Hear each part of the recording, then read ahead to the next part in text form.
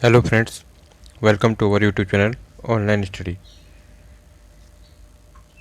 आज हम उत्तराखंड में रहने वाली जनजातियों से रिलेटेड एक सीरीज़ शुरू कर रहे हैं, जिसमें हम उत्तराखंड में रहने वाली सभी जनजातियों के बारे में पढ़ेंगे, जो हमारे उत्तराखंड में होने वाले कॉम्पिटिटिव एग्ज़ाम की दृष्टि से बहुत महत्वपूर्ण है और इनमें इनसे रिलेटेड क्वेश्चंस हर कॉम्पिटिटिव एग्ज़ाम में पूछे जाते हैं।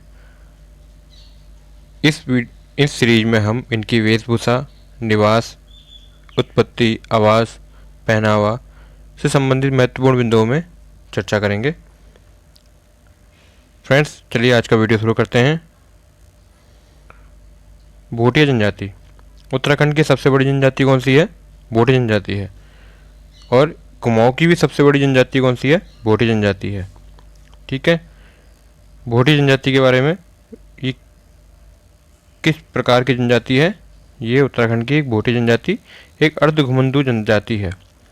ये कुछ समय कहीं और रहते हैं, कुछ समय कहीं और रहते हैं, अर्थात ये अपना निवास स्थान चेंज करते रहते हैं।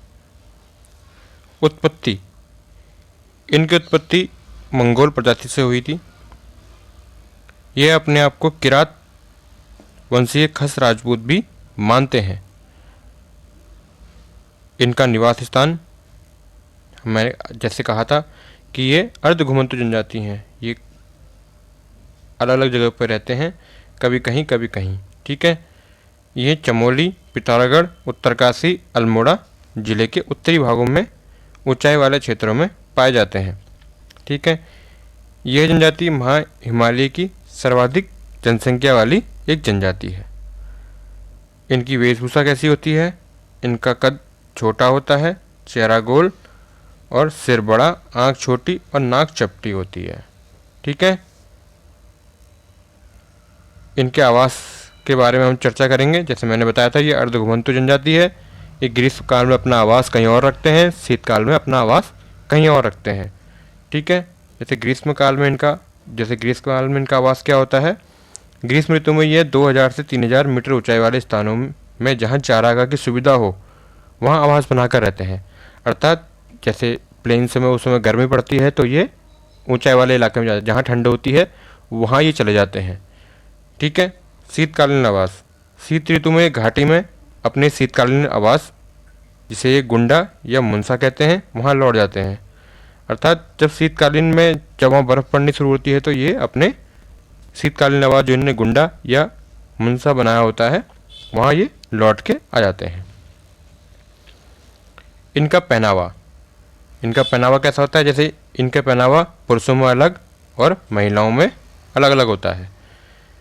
ये घुटने तक कोट पहनते हैं, जिसमें भोटिया अपनी भाषा में इसको रंगा कहते हैं। और ऊनी पैजामा को ये अपनी भाषा में गेंजू कहते हैं। या खग चसी टोपी होती है, जिसे ये अपनी उसमें भाषा में चंगूठी या चुगल कहते हैं। ऊनी जूता भी पहनते हैं, जिसे बांखे कहते हैं। स्त्रियां का पहनावा क्या क्या होता है? ये पूरी वहाँ का वस्त्र पहनती हैं, जिसे च्यूमोला कहते हैं। आदि वहाँ का वस्त्र को ये च्यू कहते हैं।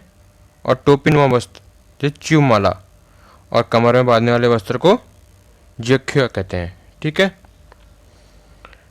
इनकी उप जातियाँ भी हैं, जो अलग अलग क्षेत्रों में अलग अलग हैं। जैसे चमोली में इनकी है मारछा तोलछा उपजाति है, वहाँ ये मिलती हैं।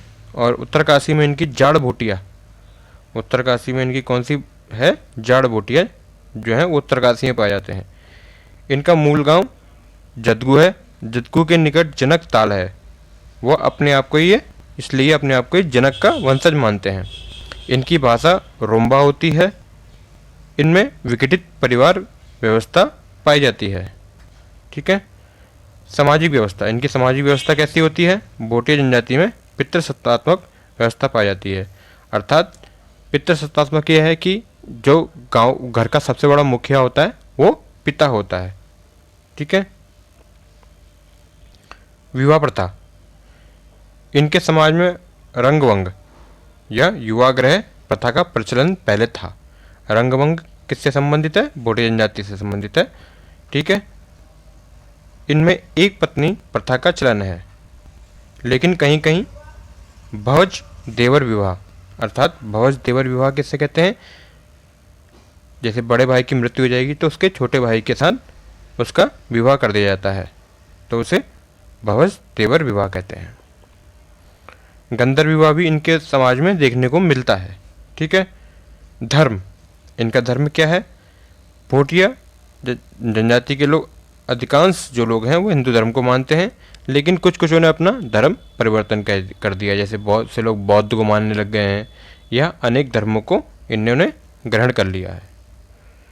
देवी देवता, इनके देवी देवता कौन कौन से हैं, इनके देवता भूम्याल देवता, नंदा देवी और दुर्गा कैलाश और पर्वत ग्याल हाथी पर्वत। पर्वत ग्याल है, ग्वाला और हाथी पर्वत आदि इनके देवी देवताओं में आते हैं। सांस्कृतिक गतिविधियाँ, ये कौन कौन से उत्सव मनाते हैं, कौन कौन से लोकगीत गाते हैं, ये इसमें हम इसके बारे में पढ़ेंगे।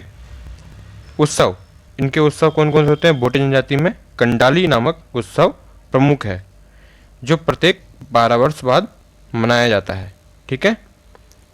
लोकगीत, इनका लोकगीत कौन कौन से हैं, बजियू, तिमली और तुएरा, ठीक है। वाद्य यंत्र, ये अपने जब लोकगीत गाते हैं तो उसमें कौन सा वाद्य यंत्र बजाते हैं, हुड़का, ठीक है। इनकी अर्थव्यवस्था कैसी होती है, इनकी अर्थव्यवस्था ये अपने आजीविका का निर्वहन करते हैं, कृषि, पशुपालन और व्यापार आदि ये अपनी अर्थव्यवस्था को सराहने के लिए करते हैं।